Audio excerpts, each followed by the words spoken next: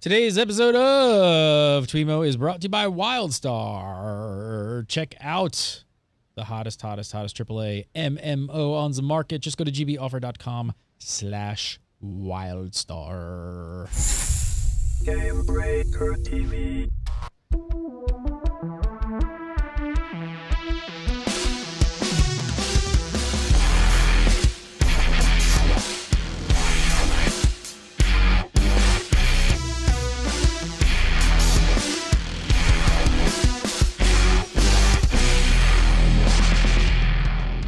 What's up, everybody? Welcome to This Week in MMO. It's episode 195.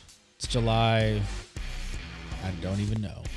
I'm not even going to attempt to guess. Oh, there it is, the 24th. I was just going to try and make something up, but thank you. It's the 24th. July.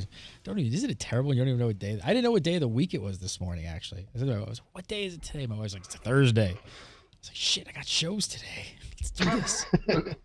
Random day of the week. Let's wake up and do shows. Hey, why not? Yeah, why not? We're back. We're doing This Week in MMO. To me, Justin, Noob Fridge, Troy. What's up? Yay. I feel like we were just here. I know we were. We just did a show. Didn't this just happen? Yeah. Was it Sunday yesterday? We've got the schedule's all kinds of effed up right now, so everybody out there should probably just watch Facebook and Twitter as closely as possible till we get back on track or whatever we're doing. But yeah, so it's Thursday. Is this like what we're doing now? Thursdays? For a while, at least, until I cancel. I think so. I think that's what we thought. Try on Thursdays, see what happens. All right, Thursdays. Let's be honest. It's not like something big breaking is going to happen on a Friday, probably. So yeah, Thursday's like the end of the week in terms of news, I think. All right, so it's going to be Thursdays. 5 Pacific is TWIMMO. 6 Pacific is the Republic, and then Friday, I don't even know. I don't even know. We're doing shows Friday, right? We have our shows, don't we? I think we do. I don't know until I cancel everything and everybody flips the fuck out. Nobody knows anymore. We don't know. Nobody knows everything. Nobody knows. Friday's mystery meat day. Chat room, if you figure it out, you let us know. We'll throw a show on. I think there might be some shows on Friday, so yeah, show up, maybe. Sure. Okay. Watch tomorrow. So we've got a lot of stuff to talk about, but first, we launched big news this week. If you guys have not heard, probably the biggest thing we've ever done. I've been trying to do something like this literally for years. For all you old school peeps from Game Breaker, been watching for forever, you're pretty much used to how we do advertising and sponsorships. You know, we stop the show, top of the show, say, hey, WildStar's repping the show. Sometimes it's Audible, sometimes it's Netflix. We've been doing it for years. And when we started Game Breaker, we did not have any idea how to get access to this stuff. I mean, it was literally years of just banging on doors, going to conventions, talking to companies. It is not easy to break into new media and get access to integrated advertising, which is what we do. It's called. So it's different than banner ads. You know, like banner ads are somewhat easy, right? You put your video up on Twitch handles it, or not Twitch, YouTube handles it for you. They put your little pre-roll, like, hey, here you go, here's some money. But if you guys ever know, I mean, just a little bit. Yeah, but everybody knows, like, everybody's on YouTube. Like, most people probably don't realize, like, remember when you fill out that YouTube box and you put up a new video, and there's always a little checkbox that says, like, does this have like any sort of in-show ads? Mm-hmm. Most people don't even get the opportunity to ever tick that box because, well, it's pretty damn hard to get those offers, those opportunities. So when we started getting it at Game Breaker and we actually started being able to, like, you know, cross those paths and talk to those companies, and they started trusting us and dealing with us, I always said to myself, like, man, the win here is how we could ever offer this to everybody. Like, how can we then, because I know all of you out there who make videos, because now it's such a big thing of live streaming and YouTube videos and podcasting. I know for a fact that 99.9% of you out there can't get access to this stuff. Like, you just are not going to do it. It is just freaking hard. That's basically the end of the day. It's just so hard. So when we started doing it, I just, man, we've got to figure out a way at some point to make this work for everybody. Like, how can we offer this to everybody? And we finally done it. It's called Game Breaker Media. The website is gamebreakermedia.com. Let me refresh it. We got a cool little video at the top. But gamebreakermedia.com is where you can sign up. It's integrated advertising, which is what you guys have seen and heard us do on Game Breaker for years now, where we stop down and just tell our fans and our viewers about a great deal. And the cool thing about Game Breaker Media is we're focused, at least right now, our first vertical, I guess you could call it, is gaming. So we're focused on gamers. We're focused completely on gamers and bringing offers to the table that guys and gals out there making YouTube videos, live streaming on Twitch. This works on iTunes. If you do audio-only podcasts, all of the above, you could utilize Gamebreaker Media and get access to offers that your viewers will like. A lot of them are digital games. We have offers right now in the system for you guys for things like pre-order in Far Cry 4, Dragon Age, and also you've heard we talk about Audible forever, right? We got Audible in there for you. And when you make your video, you get a specific tracking link. You tell them to go to your link. They sign up. You make money. It's what Gamebreaker's been doing forever. That's what we've been doing forever. We usually tell you like, hey, go to audible.com/Gamebreaker. You're going to get your own link.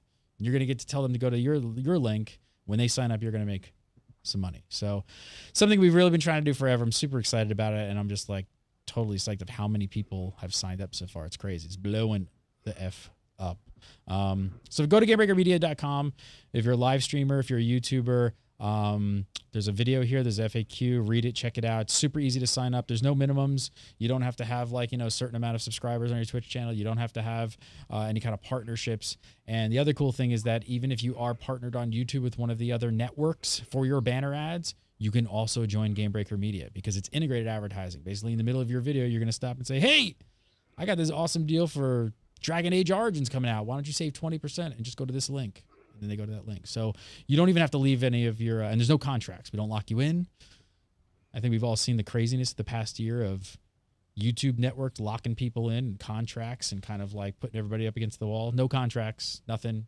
You come in, you sign up, you advertise what you want to advertise. You don't advertise if you don't want to advertise. If it's not working, you stop, you start, you do whatever. But it's going really awesome. Check it out today.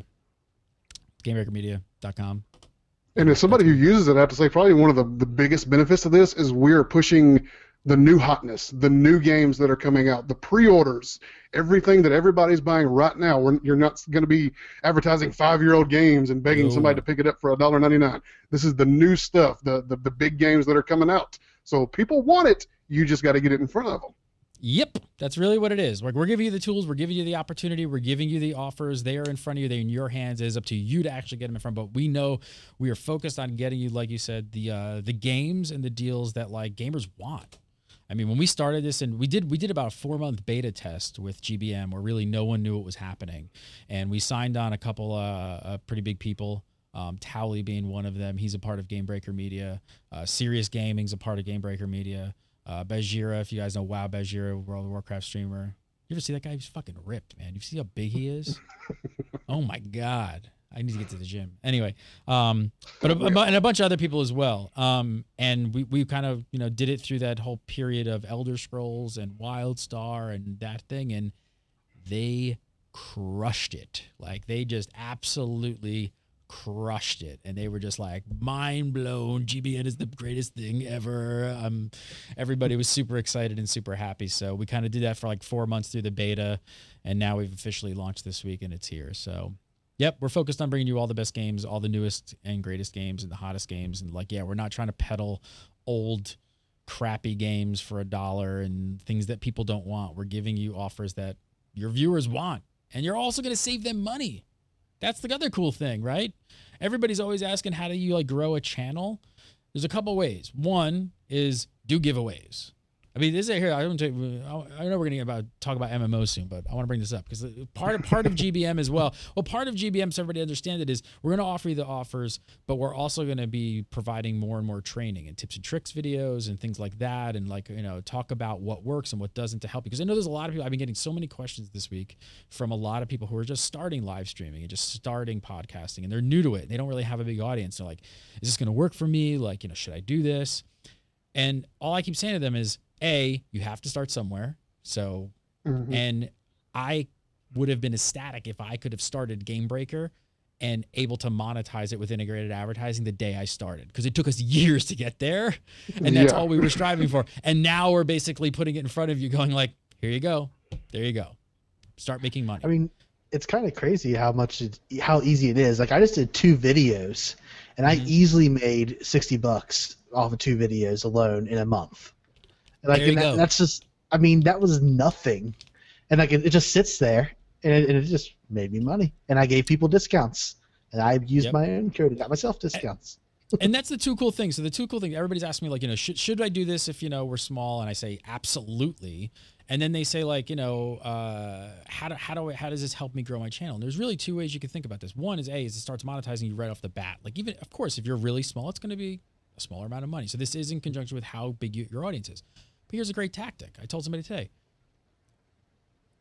whatever money you make from revenue from GBM, maybe what you should do is turn that money right back around into your channel and put that into giveaways.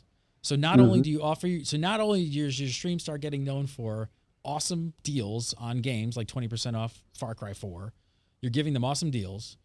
Then you can start take that money and start giving away gift cards, giving away games, giving whatever. Like start small and just, keep building, because that's one of the best ways that most channels get popular giveaways. So I think it also probably helps if you actually tell the people that you are doing that too, because then they're more likely to also get the deal because they know that it's also going to come back to them even more.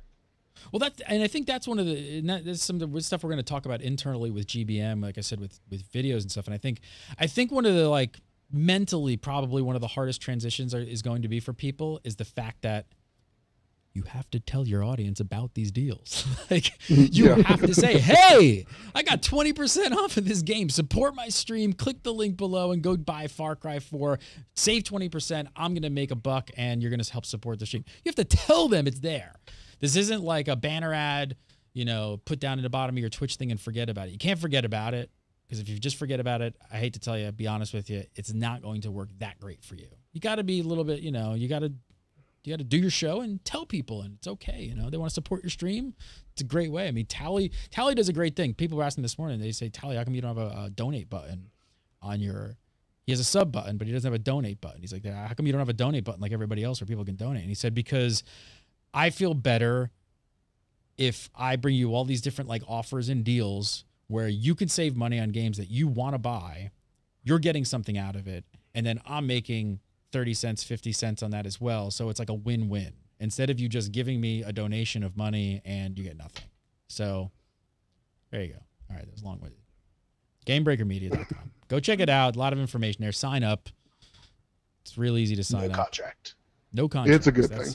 No contracts. Full dashboard. You get full analytics. You get to see how many clicks you got. You get to see how many conversions you got. You get to track all your payments, invoices. I think that's really the best thing is your videos are still your videos. Yeah. Yeah. We don't own your content. We don't own your channel. We don't tell you what kind of content to make. We don't, I know a lot of people are sort of like, this sounds like incredible. Like, this doesn't sound like any other network out there. And it isn't. There isn't one. Do you know of another multi-channel network that even works with Twitch? No. All right, here we go. Here you go. We've given it to you. I've given you the tools. Go. All right. Let's talk about some MMOs. Big story of today, besides Game Breaker Media, is Google buying Twitch for $1 billion. We had to do that. So if you wanted some sort of indication of how big online streaming is, there you go. $1 billion. Yep. $1 billion. So we heard grumblings about this a couple months ago. This started making the rounds. People were hearing the rumors about Google possibly buying Twitch. Then it kind of went away a little bit. I had heard a couple people at E3 kind of whispered in my ear going, the deal's done. The deal's done. They're just working out like, the fine print, but it's pretty much done. So we kind of all thought like, yeah, this was definitely going to happen. So, yeah, hit VentureBeat. I think that was the first place I saw it. I think that VentureBeat's where we came off of with ours. We linked back to them. They're essentially saying that sources close to the situation are saying that this is a done deal. There's still no official word from Twitch or Google as of the moment. Obviously, we're keeping an eye out for that because if this is as close to done as what it sounds like it is, surely we're going to be hearing something here pretty soon. So we're still waiting for the official confirmation, but it's being reported like this is it. It's happening. It's just a matter of time now before we hear some sort of official word or press release or something like that coming out of Google and or Twitch. TwitchTube.com is coming up next, right? That's what we got. Tube. Man. It's got to be a done deal. Some people are saying like, oh, it's not going to be a done. It's not a done deal until we get an official response. True, but let's be honest. This is probably legit. I don't know. I mean, I guess there's two camps here. Where do you guys sit on what does this mean for Twitch streamers? I mean, I think this is first of all, things are going to change for sure. I imagine it's going to be a little stricter. Is going to change. I wonder if partnership will be easier to get though, to get ad revenue now. Twitch was already lightening up on it. They actually were making it easier now to get partnership and stuff. But I wonder if it's going to go the YouTube route where once you've verified your account, you can now run ads on your stream. I mean, I wonder what the real reason to make it difficult even is. I'm not sure. Maybe up to a certain level, the amount of resources they need on the back end to facilitate just handling processing and payments and all this stuff, at a certain point maybe it isn't worth it for them, so maybe they like had like a threshold that you had to sort of meet. I think the one thing that scares them the most is that a lot of the at least the bigger partners for Twitch, they've had a close relationship with the Twitch staff. So the question that is in their minds is most likely, are we going to go the YouTube automation route and no longer be able to talk to a person and have that close connection? Or is Twitch going to maintain their staff and actually going to maintain that personal touch that they had? I mean, I would imagine that at least for X number of, I'm just guessing, but usually when deals like this go down, they also sign the entire management and staff of the company that they're acquiring to stay on. They don't really want to disrupt that because, I mean, obviously they're buying this company for $1 billion because the guys and gals at Twitch kind of really built something special here and they kind of know what they're doing. So why would you just want to rip it out? I don't know. I don't know if there's going to be a lot of changes like right off the bat. I could see some of the sort of like music rights and things like that being a little bit more clamped down because Twitch is pretty lenient. You still see a lot of streams like playing like music all the time and things like that. You know, that's a big no-no on YouTube. I don't know. I could see Google kind of at least starting out, maybe just helping the network much more with hardware and networking and getting the streams better and tighter and just running smoother. But I don't know if we're going to see like some major disruption. I think it'll be a couple of years before we see like some kind of disruptive integration and stuff. I mean, even YouTube was still split kind of solo off on its own for several years before they integrated it into their network. And I'm sure their main focus is first going to be, let's make Twitch make us money. Let's make it so it's stable and everything's running good before we try to force something down its throat to integrate it with our system. Because they are spending $1 billion on this, so they are looking to turn it into something profitable. Troy, you think it's a good thing or a bad thing for Twitch users? I think there's going to be some good and some bad that comes along with this. Like you said, I think initially what we're going to see is a lot of YouTube or Google coming in on the back end and helping out with sort of the performance of the site. I mean, Twitch chat has been horrendous for a long, long time. The only problem is Twitch chat still. Is Twitch chat I don't think still, it's as bad as it was. But is it still IRC? Yes. Yes. It is. I think right? it's still a modified. It's still a modified IRC. Yeah, it's a personal modified one, but they've changed it recently. I'm not sure how they're doing the multi. Like you can have multi chat rooms now, and I guess it's just running multiple IRC chats, but it's very much IRC, and I think you can still connect through an IP address on IRC to it. Why are so many people? Here's my question. Besides Google Plus, which nobody really kind of took to, and the linking of accounts in the back end is usually kind of tough, but do YouTubers really hate YouTube that much at this point? Like, what is there about YouTube that people actually dislike that much? Because it's like an amazing system. You get to put out your content for free. You don't even pay for bandwidth. It's like it changes every month. Yeah, they change it just randomly for what seems like no reason so often. It's just like you log in one day and everything's just different. You're like, I don't even know what button to push now to go do what I want to do. What the heck is going on here? Especially on your channel end, it can get really confusing because they move that crap around and it'll be a button up top one day and then it'll be hidden inside of another button the next day, and it gets confusing. And I think really one of the other things that people are probably going to really be nervous about on Twitch is sort of the licensing issues where, like you said, you get a lot of freedom on Twitch. You can play your music, you can play whatever game you want to play. There's not a whole lot besides if you accidentally or on purpose stream some sort of pornography, you're going to get shut down. But other than that, there's, you can do and play pretty much anything you want to. And with YouTube, I mean, we've seen it. That's not necessarily the case. People can come in and say, oh, that's mine. You don't get to do that anymore. Or this music is licensed, you're shut down. And I guess the big question is that going to come with an automatic shutdown of the channel with you live streaming like a music? Are they just going to just shut your channel down, and then you're going through the automated YouTube, recourse of trying to contact, which doesn't exist. And is the only reason a lot of people sign up with a network to begin with is because you can't actually interact with YouTube. You don't even get that support anymore, really, unless you're top tier with a network. So, two things. One, Streamer House brings up a good point. He says they can keep this. They can keep the staff. He says, or he or she, but says that doesn't mean they won't have to sign a new contract, preventing them from talking directly to partners about business-related topics or something. Google employees generally have an NDA of some degree signed, so that is true. I mean, that is the one thing. We actually had. So I've been on both sides, both with an incident with YouTube. First, so my two incidents, one with YouTube, one with Twitch, was we got our people asked why we have Gamebreaker Nation for our YouTube account, and that's because Gamebreaker got nuked. Yep, got nuked, and I went through the whole thing of trying to talk to somebody at YouTube and never could even speak to somebody. So our channel originally is just that black hole of never get it back. So we started a new one. And then I've had the other side also where we got DMCA'd once on Twitch, and immediately got in contact with the CEO and was emailing me constantly. This is way back in the day. I'm sure it doesn't do this anymore, but it was they were on top of it, got us back up and running, and yeah, they were really there and really personal and really, and will that go away with Google? Probably. Eventually, I would assume so. But the music thing, I kind of understand you. I mean, in truth, you really shouldn't be playing the music. I mean, that's music is one thing. Yeah. Now, I think when the gameplay comes into the aspect of people worried about what kind of games that they can play, are they going to get DMCA'd for that? Don't really see that changing much. I mean, why would Google want to buy a video game live streaming service to then start nuking streams for playing games like specific games?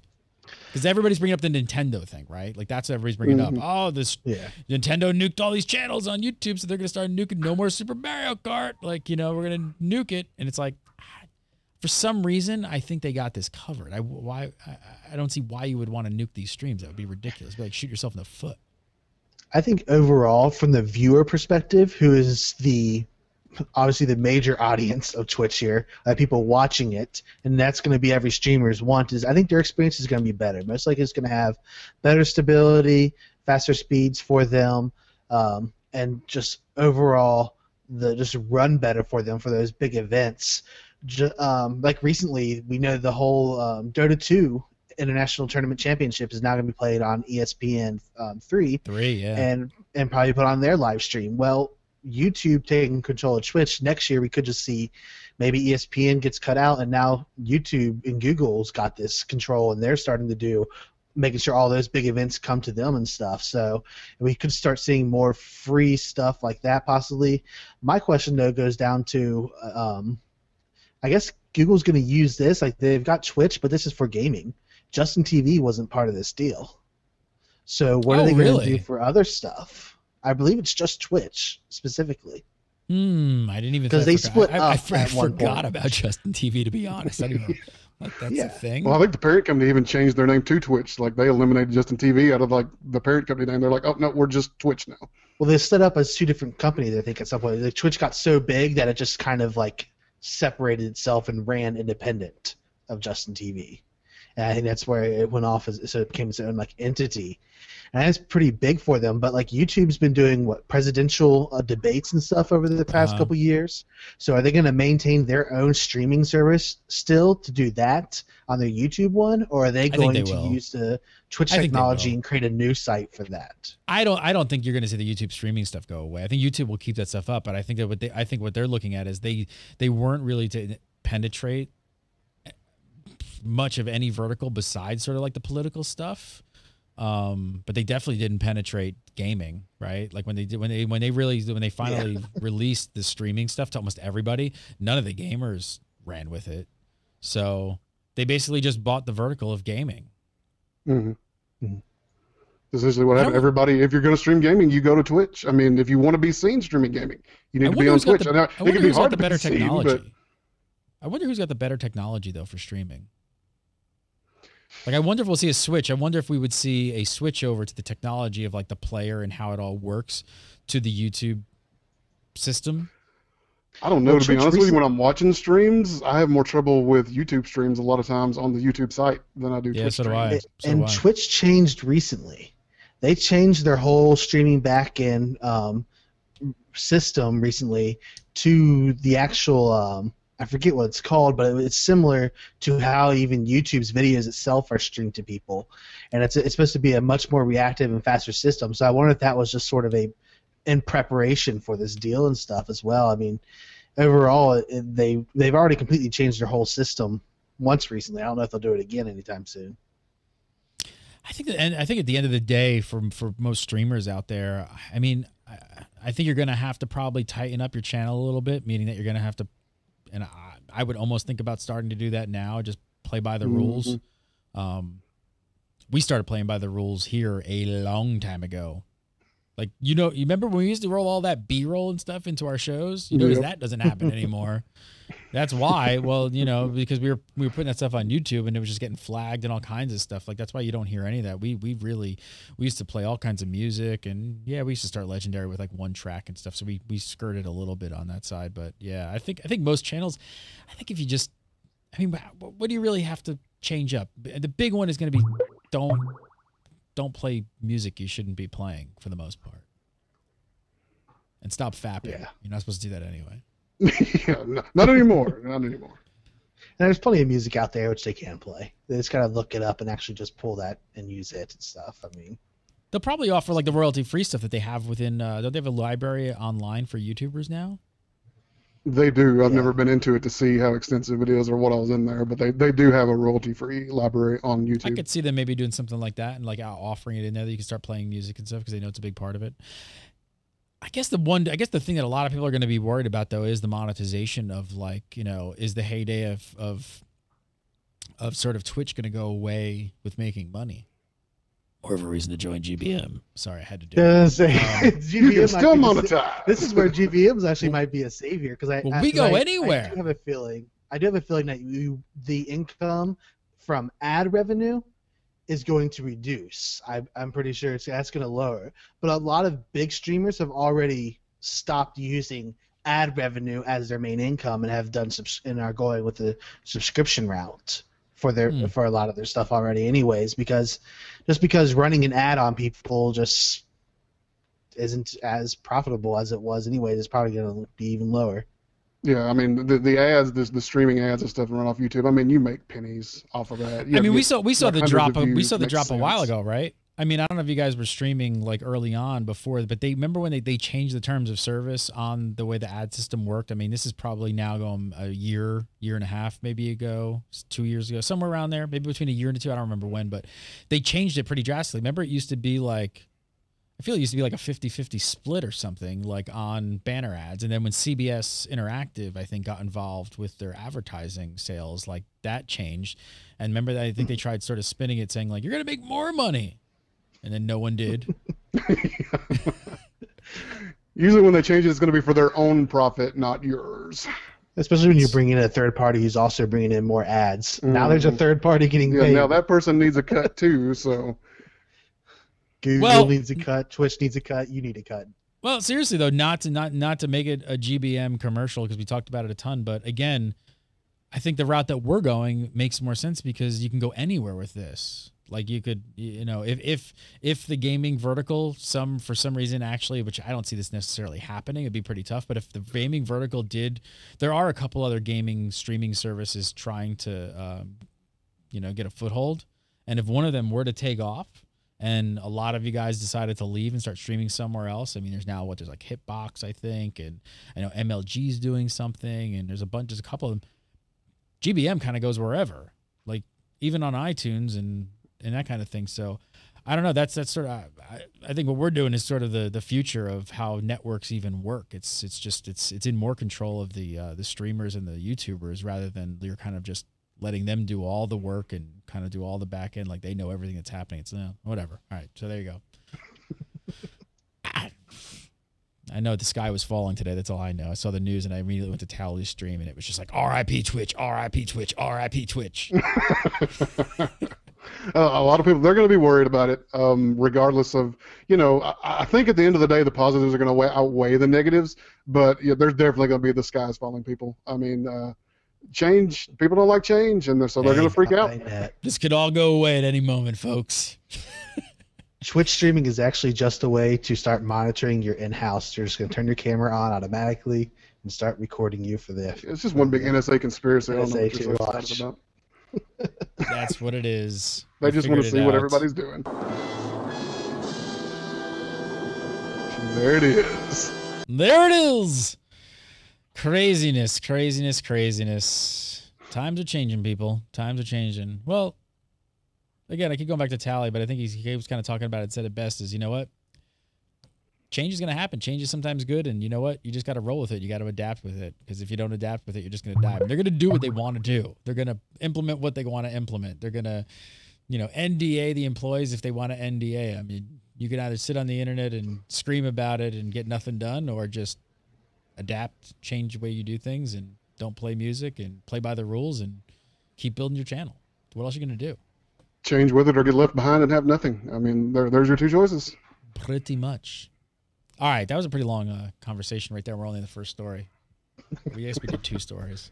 Let me take a second and talk about our sponsor for this week in MMO. It is WildStar, the big hotness, the big AAA MMO that everyone is playing.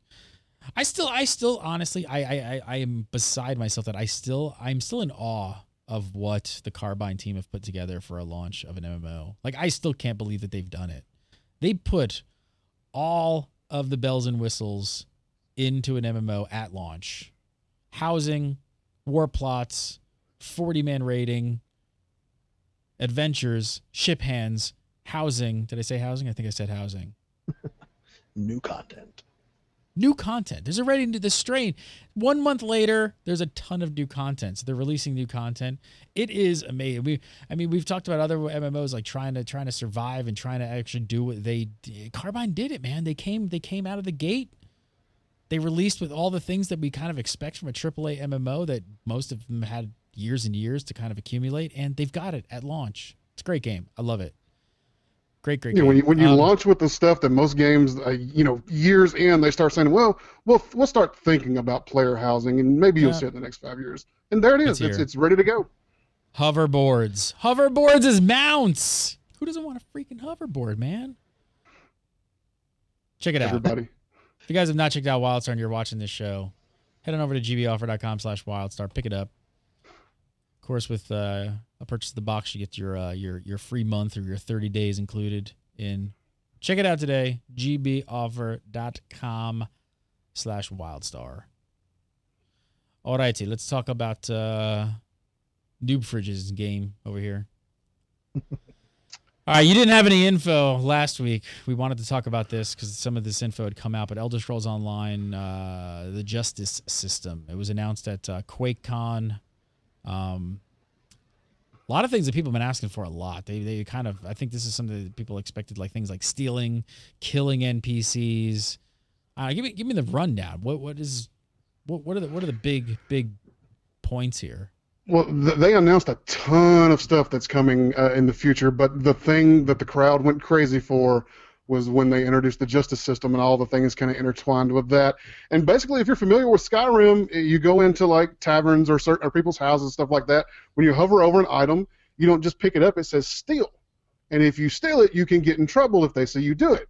Well, that's coming to Elder Scrolls Online. You can steal things, you start accumulating a bounty, and then guards are going to start coming after you if you get caught doing illegal things. And it goes so much deeper than that. They've kind of wanted, I think they said it's not like a fully open system, but there are sandboxy elements to it. Because once you get caught by a guard, you can either pay your fine, whatever it is, and lose the items that you stole, or you can fight off the guard and try to get away. If you do that, other players can come after you for a bounty and take you out because you are a bad guy. And this is on a PvE server. on a PvE server. So there's going to be PvP happening if you're out doing things you shouldn't be doing. And there are already guilds forming in ESO where we're going to be villains and run around and steal and be vagabonds. And guilds forming, we're going to be the guards and we're going to hunt you down and take you out. That's already happening. That's how excited people are about this system that they introduced. It's awesome. That's really all there is to it. I mean, it actually kind of makes me excited to kind of interested to go back into this. Like, whenever this patch is in, I'm going in. The first thing I'm going to do is just kill every townsfolk because you can. Is it you going can go into the city and kill the NPCs. Just rain down arrows on them and kill a whole group of them. So this sounds super cool, right? But I gotta say, like, and you, watching other MMOs put in justice systems like this, I have never seen one that actually truly worked. So how is it gonna? How do you guys think it's gonna be fun? Because usually they sound really good on paper, but then in actuality, like they just don't. They're just not fun. I think the number one thing they might have to do is make some more valuable items be available to be stolen. Like you need to put something worth stealing. Yes. Yeah, something because there needs to be that thrill of I got this item and got away with it, and make it in some like in a tavern in a complicated place to possibly steal something. Maybe somebody set their sword down who out of the NPCs they go in to drink, and you stole that sword that was some pretty strong item or something like that. Because the basic stuff right now that you can pick up is not going to be worth it and fun in the long run. So they've got to add in some kind of additional uniqueness thing, and I think that possibly also might go along with this whole with the Thieves Guild when it comes in and stuff. And maybe they'll have they'll have things related to stealing and stuff. Maybe you have to steal certain things in order to move up in the ranks of the Thieves Guild. Man, I mean, this sounds really awesome. I'm thinking about it. I'm just like, man, it sounds really cool. It could create a really good dynamic in the game between players. Do we know anything about how it affects like players sort of like other experience? So if I go in someplace and I steal that sword or whatever, and then I get out of there, like what's the respawn time? Like how does that affect like you coming in there trying to steal that sword? Or is it there for everybody? Is it like some sort of like instance thing? I don't think they're really giving a lot of details on that sort of stuff. And another one of my concerns is NPC griefing. You don't almost think there's almost got to be some NPCs that are unkillable. Just because they're major quest turn-ins or something. Ones, so yeah. So I mean, there's still questions out there. They haven't revealed everything, every little detail about it yet. But yeah, I mean, I think for the most part right now, I think we were talking about it's going to be cool if there are things worth going to steal. I think right now it's just more of you can steal just because you can steal, and people will track you down. But later on, like Justin said, when they introduced the Thieves Guild and stuff. I mean, that's really got the opportunity to blow this thing wide open and this become a big, freaking awesome deal. Does this tie into pickpocketing and other players? I haven't heard anything at all about pickpocketing other players. I don't know about pickpocketing other players, but someone in chat said it would be cool if you could PvP and loot players in SO. I don't know about looting just general stuff, but I feel like if you kill somebody who has a bounty on them who's stolen stuff, the items they stole should drop, and you should be able to pick them up, and it become your items. Just the items that they stole. That would be interesting too, because any stolen items you can't just take to any NPC and sell them off for money. You have to fence those in specific locations. There are only certain shady individuals who will give you cash for stolen items. I hope those individuals are mobile and not standing still, because that'd be wouldn't that be great? You have to go roam around the woods to find this one guy who wants to buy this stolen thing. Is this really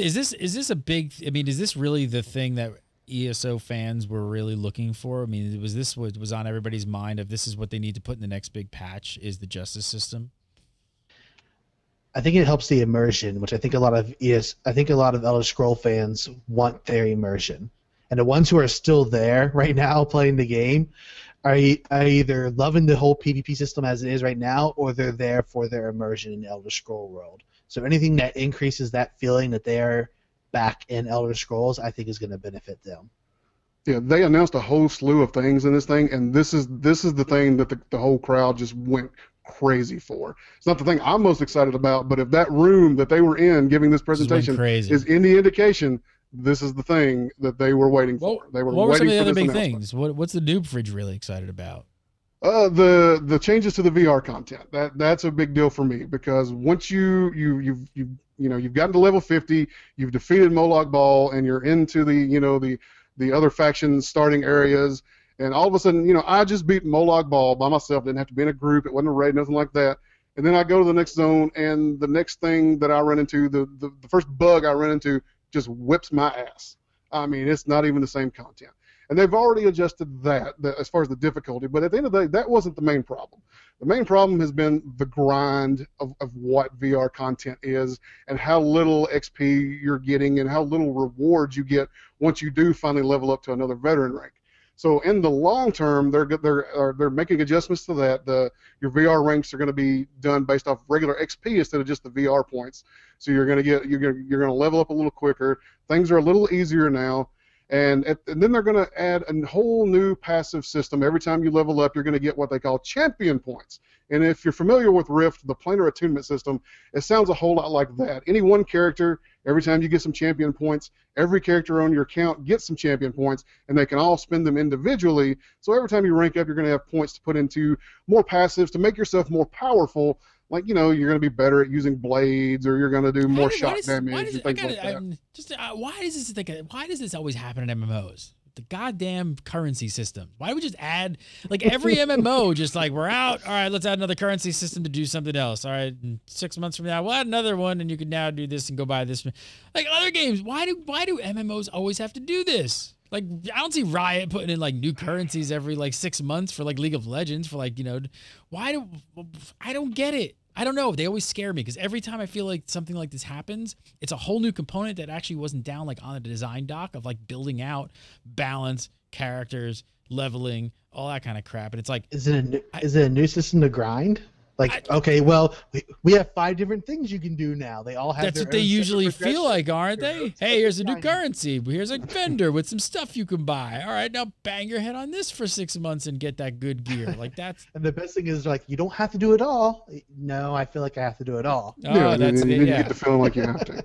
Yeah, that's the whole point of it, right? I don't know. And that's one of the biggest problems with the veteran rank system as it is now. Instead of, I've hit level 50, I can go do some raids and whatnot and go back and run through the story content if I want to. It turned into you have to, and it's going to be very, very slow while it's happening.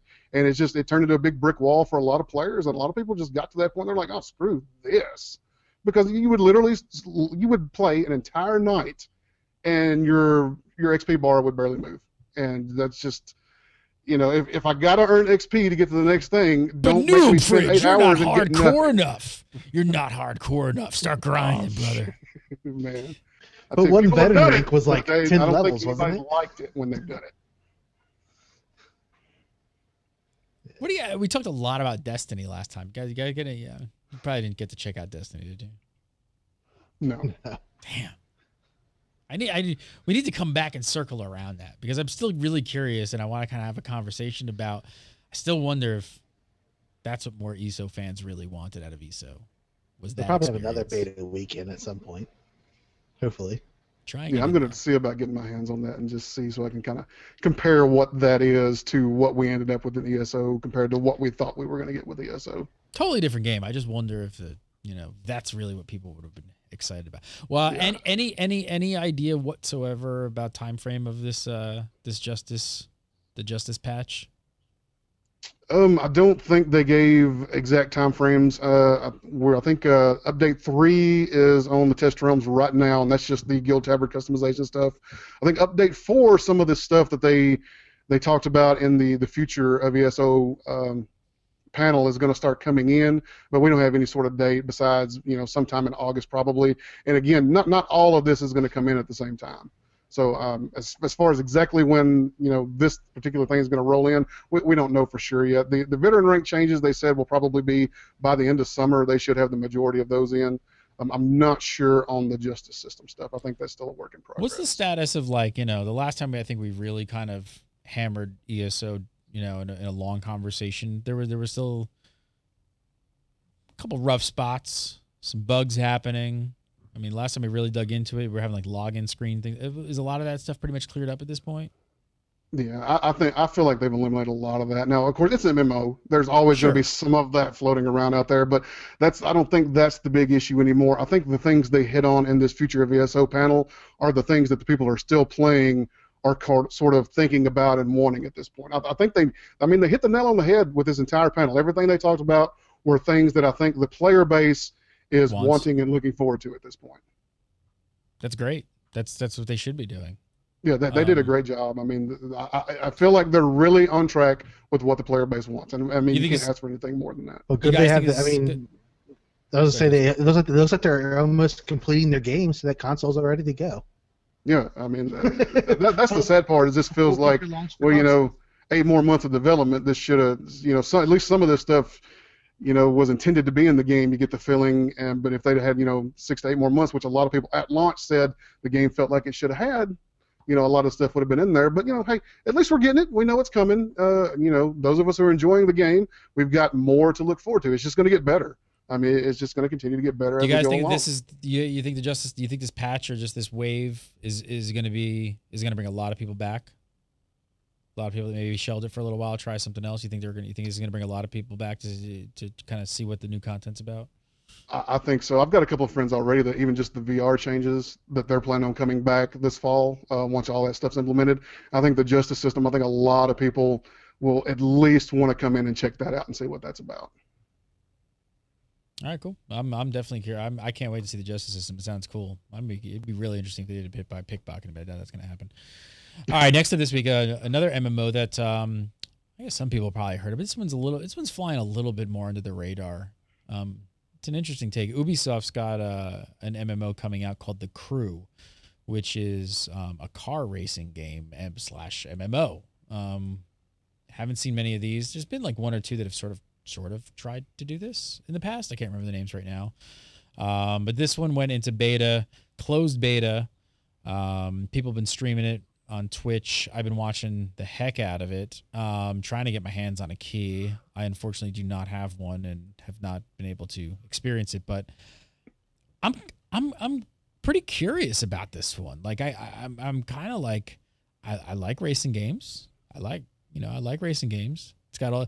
I mean, have you guys seen the progression and the customization on cars alone? Yeah, well, there's something like 20 slots, and like 11 of them are performance based, and 9 of them are purely customization and your look and kind of how you want it to do. I mean, you can really, mod out this car to perform and race where you want it to race, the way you want it to race. I mean, it sounds really interesting. I'm like you. I really wish I could get my hands on a closed beta key. I mean, I was watching Goldie play it, and I saw when he went to the garage and he started for his first playthrough, and he started pulling off and realizing he could change out like a bumper, but there were like 100 options just for the bumper. Like, I mean, it was ridiculous. Like how many things you could, just little portions of the car. It's much more than just a paint job and some rims that you're sort of used to. I mean, you can really trick the cars out kind of how you want to, which is pretty interesting. And then I think that's the kind of stuff that's going to make a game like this work, is that many options and really be able to customize, not just have, I've got this, number 3 of 5, like, 25% of the people out there have. That's terrible math, by the way. But, all those options, something like that, and really get in there and nitty-gritty customize what you got, the way it looks, the way it runs. That's what's going to make a game like this work. And you have to. I mean, the car's your entire character. I mean, Yep. That's what you're showing off everywhere you go. It's your signature. I mean, it makes me think of even in I can't even think of that game. That game that had huge customization in it, APB.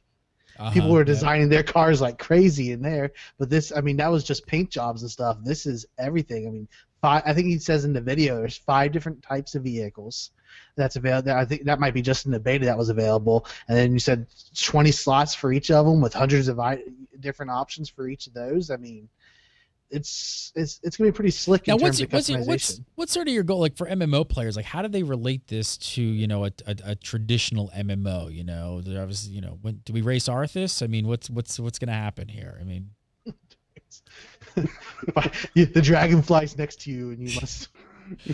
Well, I mean, we're used to raiding, we're used to PvP. I mean, okay, so obviously you're going to go to areas and you're going to initiate races with other people and you're going to race. And there's, a path in your race. And then you're done with the race and you're probably going to get some sort of points and accumulate stuff, and then you're going to be able to like buy more stuff for your car. How else is this an MMO? Well, after you finish the prologue, you can just get in your car and just drive. It's a large open world, and you can just drive around it and adventure around and just see what there is to see. And a lot of MMO players like doing that. I like doing that in ESO. I just like to go around what's around the next corner, what's over this hill. I think slightly that's what they might have going for them a bit more, is that sandbox feeling of go where you want. It's not there's not this strict path of you're going to start in this city, and then here's your next location, then to this destination, then to this destination. It's like, I'm going to start over here. I'm going to drive to the West Coast because I want to see what it looks like and how well it is over there. And then the next week, you're like, let's go to the East Coast and just head over there and embrace people and stuff. And I think they're trying to maintain that feeling of whenever you go, there's someone to compete against, or there's something to compete against that's going to go up against you at your skill level and things. And a race could just suddenly happen while you're out there driving through it. And I think that they're going for that very sandbox feel, but there is a progression system for what I remember watching this video and stuff in terms of your vehicles. And I don't know if that's unlocking vehicles, unlocking parts, or if that progression system is unlocking just like if there's speed or different things like that that's in there. Because I think you also customize the inner parts of your vehicle. And maybe that's the progression part. Yeah, engine blocks and stuff like that. You can get upgraded and go faster or have more horsepower or whatever. Even engine parts, like even I don't know. Look at this. I'm watching this here, and it's like, look at these. Just watch it. I mean, it's just like it's insane how it's down to a bare chassis, the drivetrain and transmission, and like every one of these this car. It's really pretty amazing how they kitted this out. I was not expecting that level of customization in a game like this, but it's really cool. Yeah, I mean, I played this back at E3, I think 2 years ago, and I gotta say I wasn't all that impressed. I was like, okay, it's a racing game, and there's people around. Sure, okay, done.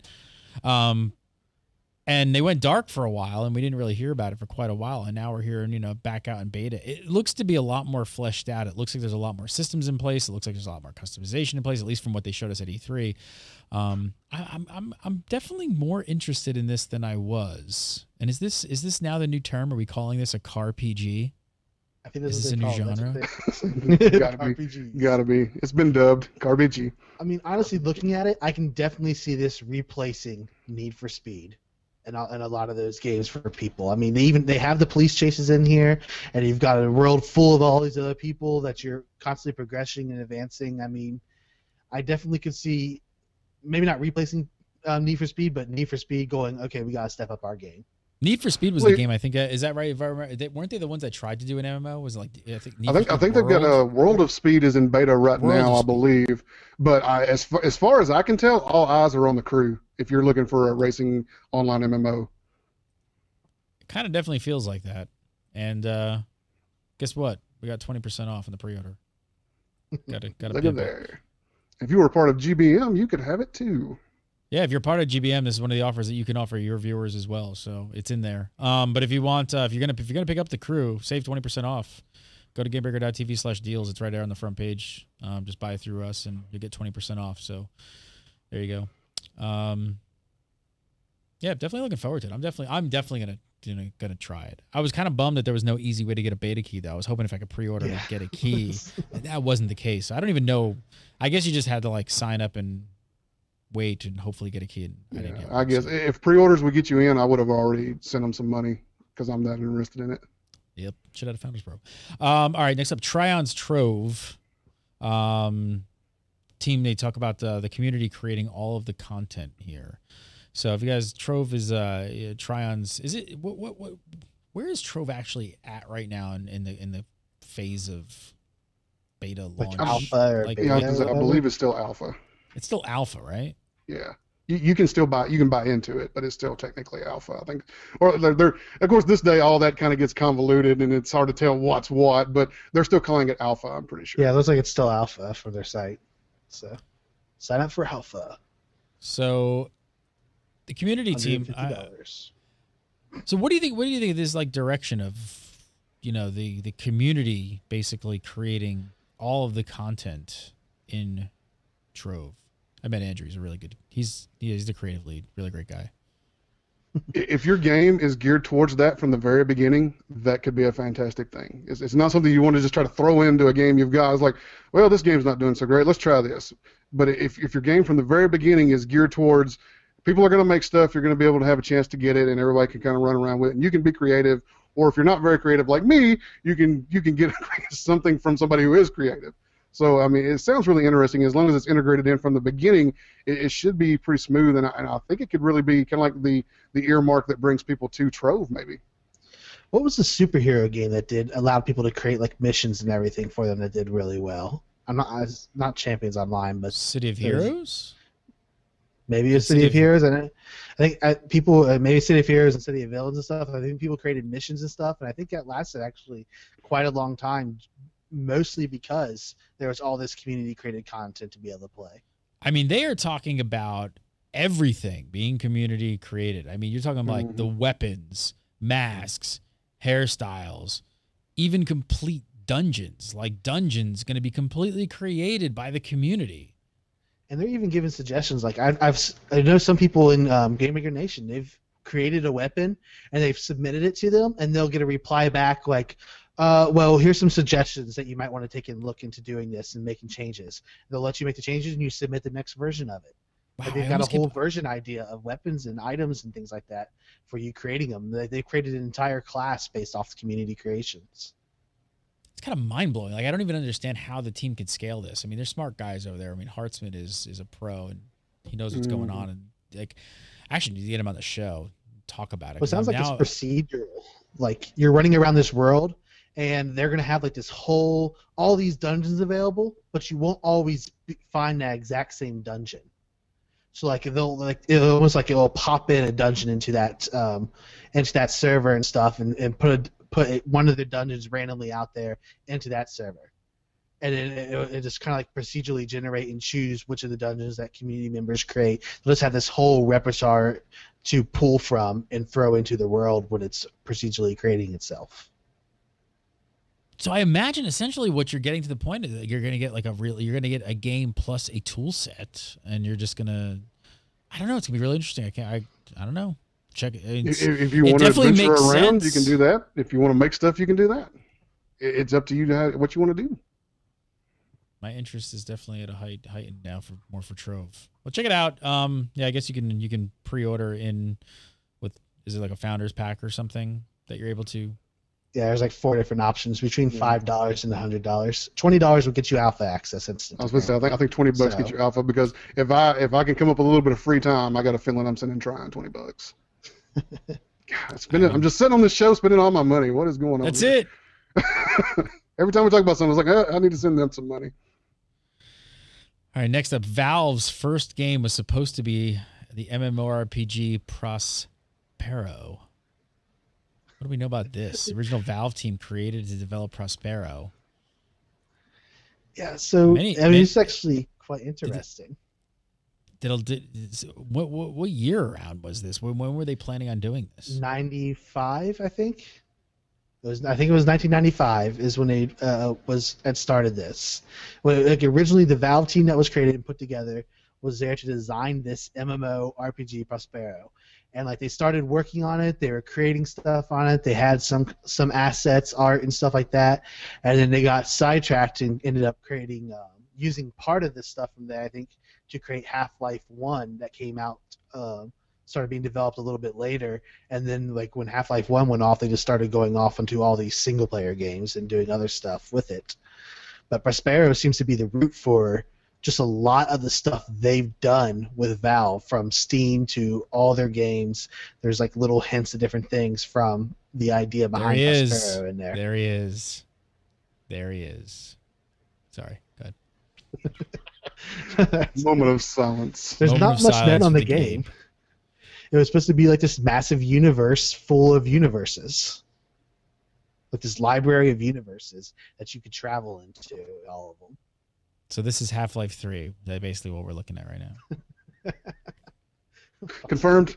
Confirmed on the stream. Interesting. I'm almost curious. I'm curious of why they actually came out with this now to tell the world that they did this. Like, you just want to make us angry, Valve? Because a Valve MMO, the quality that they do everything, I would just believe. I would believe.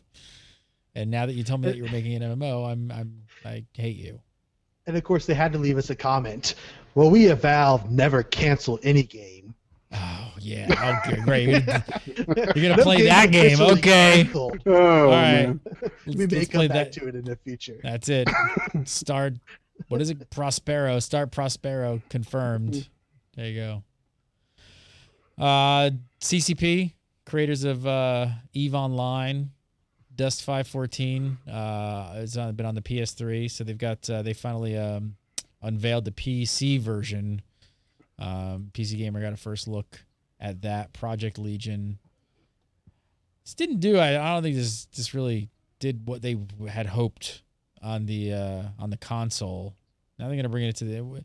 What are they changing for the PC version on this? I mean, if you haven't seen Dust 514, it's a first-person shooter, sci-fi based on the Eve world. It looked gorgeous, but it just kind of didn't really hit the mark. And to be honest, nobody really paid attention. Well, for starters, they're bringing this idea back to the platform it should have been on to begin with.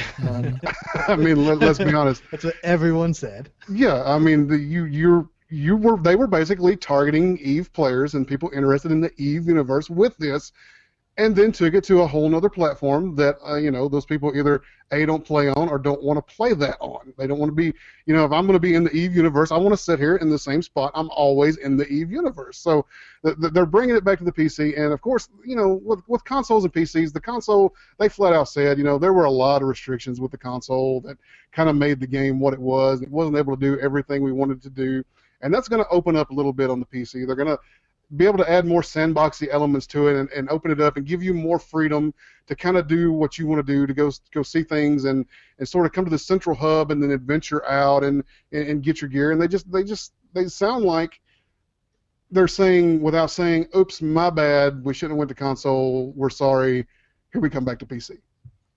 It does, however, sound like, when I was reading through it, a Destiny type setup. It did sound very Destiny. I mean, you don't sit up in a spaceship or anything to choose out, but that central city or whatever is your hub, your central hub, and then you choose to go out. You scan out on other planets and stuff like that, find missions to go to, and then you go do them. And those have a sort of open world-esque thing to them, and has their whole trademark low sec and high sec that they have in Eve involved with it as well, added into it, but. It's definitely not a full-on open world like people might be thinking. It's Destiny-like, in where there's different instances of the places. It seems. I'm excited to see. Go ahead. I was just going to say, and this time around, they're not coming out of the gate promising tons of Eve integration, like they're going to be super tied into each other, like they tried to do with Dust 514. They're saying, yes, they exist in the same universe. We're going to try to do some integration, but we're not making big promises right out the gate. We're going to put the game out and kind of make sure the game runs good and you like it, and then we'll try to do more integration kind of as it goes along. Yeah, they even said it won't even be integrated with the Eve stuff right away. It's like they're going to make it its own game first, and have it be able to stand up on its own feet first, and then later on look at integrating it further into the actual Eve universe. All right. Now we wait. It sounds like they're doing it right this time, so we'll see how it goes. And now whether or not it's a good fun game to play, that's a different story. The mechanics have to be there too, so we'll just have to see what happens with that. Last up this week is SDCC, San Diego Comic-Con, has begun. I don't know why the three of us are sitting here just yapping or flapping our lips. We all should be at Comic-Con, but we're not. We're here talking about MMOs. You're the closest. Yeah, I know. It's like I know. Really, what's your excuse? I live across the country. GBM. Everybody's like, are you coming to Comic-Con? I'm like, no, we just launched the biggest thing we've ever done this week. No, I'm not leaving. No, sorry, I can't. So I wish, but I've never been to Comic-Con. I hear mixed things. Oh, really? Some people no, I've never gone. I've got totally mixed reviews. Some people absolutely love it, and then some of the other people that I kind of trust their opinion and we kind of agree on conferences, they hate it. I hear it's just so incredibly crowded, like beyond. Like, If you like conventions and you just want to go as a geek who likes conventions, I think you would probably have a lot of fun. From an outsider who's never been, who wants to go just to go experience it one time, I would like to. I mean, we know Gary's opinions on geeks at conventions. just one, man. All I gotta do is shower, people. All I gotta do is shower. Let's get it. And deodorant. But I love E3. I love E3. I love GDC. You know, I mean, E3 is like, you know, when you're a kid and I'm old. I'm an old man, so I remember arcades when I used to go to arcades and it'd be all dark inside and the carpet smell really bad and you put quarters in machines and that's how you played video games. To me, like that's the closest thing to E3 is just like a gigantic over the top arcade, like, which is kind of cool. But well, the biggest news so far that we got to bring up really quickly, everybody's waiting for the Warcraft movie, and the Warcraft logo for the feature film has been revealed. So here it is. That's the Warcraft logo. It's becoming real, people. It's becoming real. We may actually get this thing. Yep. I read something else. Did you guys read? They're not done shooting, but there's something with somebody's talking about post production. I don't even know where it's at. I don't know. I'm making this up probably. I thought I read something about the footages. I forget it. I don't even know. I'm making stuff up. I feel like I read something, but I was probably just sleeping. It's a different movie. It's a different movie. We also got to look at some of the they put some of the movie weapons on display at Comic-Con. So we got some pictures. IO9 had these up there, so pretty cool looking stuff. Imagine having that on your wall. That's a piece, huh? Yeah, That'd be that's awesome. sexy. Keep going down though. There's the Doom Hammer. Oh, there it is. For the Hammers Horde. up. Hammers up. Yeah, it's pretty awesome. It's a cool display case. So if you guys are down at SDCC, I would say make sure you swing by. It's probably a pretty cool exhibit to check that stuff out for the Warcraft movie. I think it's going to do it this week. I think it's going to do it for this week in MMO. We're going to do this on Thursdays now at 5 PST. So come on over. We will be here. We will be here. Check out GameBreakerMedia.com. Live streamers, if you're a live streamer, YouTube, creative content creator, or if you're even just a podcaster, it works with all of it. It works with all of you. We work for all of you. Go to GameBreakerMedia.com. Sign up. Some new stuff coming too. Yes, got some new stuff coming too. Save people money. Make money. We've got some other, we launched GBM and I already got other cool shit to tell you guys about. Stuff that like Troy and Justin don't even know about really, sort of. I don't think so. It's coming. Ties into Game Breaker. It's called Project Ghost. Phase 2 I is have coming. no idea. Oh, wait a minute. Is this the StarCraft game? Nope. Confirmed on the stream. Yeah. Confirmed. Game Breaker's making Ghost. Yeah. JKK, follow him on Twitter at JKKennedyTV. And of course, right here on TWIMMOs each and every Thursday. Troy Blackburn, Noob Fridge, follow him on Twitter at Noob Fridge, NOOBFRIDGE. Check out all his writings over on the Game Breakers as well.